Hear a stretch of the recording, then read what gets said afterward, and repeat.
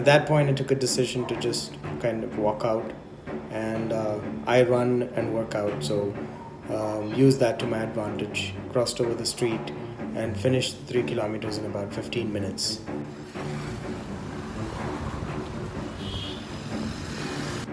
Traffic has been a major concern in Bangalore, adversely impacting day-to-day work of everyone. This was experienced by Dr. Govind Nandakumar, a gastroenterology surgeon at Manipal Hospital, Sarjapur.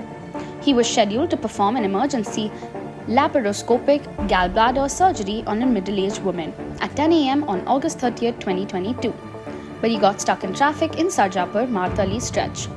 Without thinking twice, the doctor left his car with the driver and ran for 3 kilometers to the hospital to perform the crucial surgery. The surgery went off well and the patient was discharged on time.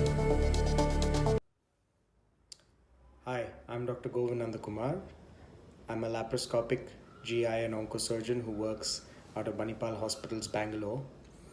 This is about Tuesday, August 30th, when I was heading to work from Cunningham Road, where I live, to Manipal Hospital, Sarjapur, where I work.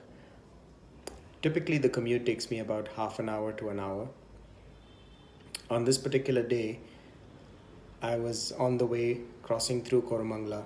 In the very last bit of the commute, which usually takes me about 5 to 10 minutes, there was a logger jam kind of a traffic situation where there was no movement of traffic for several minutes. I got out of the car, looked ahead. It didn't seem like there was any hope of traffic moving.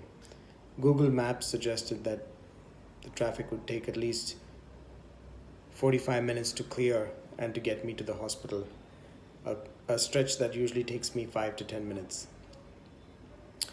I waited, but the time didn't change on Google Maps, and then I had to take a decision as I had surgery scheduled.